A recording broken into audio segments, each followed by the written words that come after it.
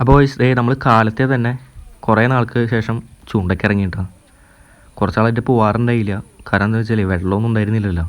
ഇപ്പോൾ ഇത് 2 ദിവസം നല്ല മഴ പെയ്തു. അപ്പോൾ കുറച്ച് പായലൊക്കെ പൊട്ടി പൊട്ടി പോയിട്ടുണ്ട്. അപ്പോൾ എന്തെങ്കിലും കിട്ടുമോ നോക്കട്ടെ ഇനി. അതേ കാലത്ത് തന്നെ നല്ല രസമുണ്ട് നമ്മുടെ പുഴ കാണാനായിട്ട്. ആ ഭാഗത്തൊക്കെ സൂര്യൻ ഇങ്ങനെ കത്തി നിൽക്കുന്നുണ്ട്.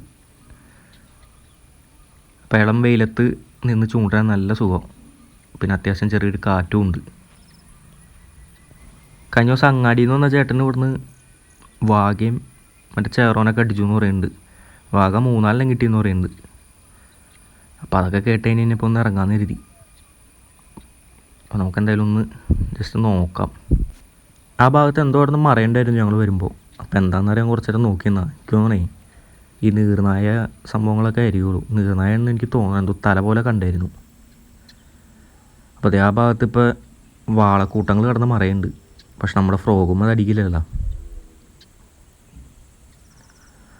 എന്തായാലും കണ്ടു നിൽക്കാൻ നല്ല രസമുണ്ടല്ലോ.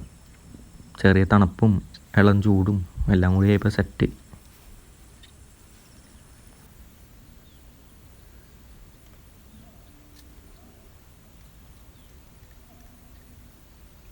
അപ്പോൾ നമുക്കിതുവരെയും സ്ട്രൈക്കൊന്നും അടിച്ചിട്ടില്ല കേട്ടോ.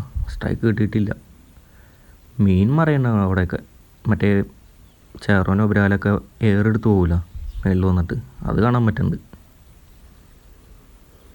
അപ്പോൾ എന്തായാലും ഭാഗ്യം കൂടിയും വേണം ഗൈസ്.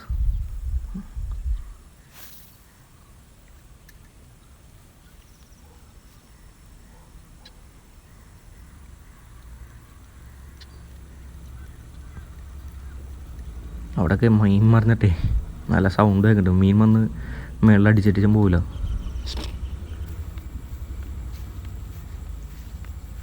നമുക്കിനി അടുത്ത സ്ഥലം നോക്കി നോക്കി പോവാം. ചെറിയ ചെറിയ പുല്ലുള്ള ഗ്യാപ്പിലൊക്കെ അടിച്ച് ചിലപ്പോൾ ചേറോനടിക്കും. ബ്രാലോ ചേറോനൊക്കെ അടിച്ചോളൂ. അപ്പോൾ നമുക്ക് അങ്ങനത്തെ സ്പോട്ടുകൾ നോക്കി പോവാം എന്തായാലും. അപ്പോൾ അതേ നമുക്ക് അത്യാവശ്യം കുറച്ച് ഫ്രോഗും കയ്യിൽ എടുത്തിട്ടുണ്ട്.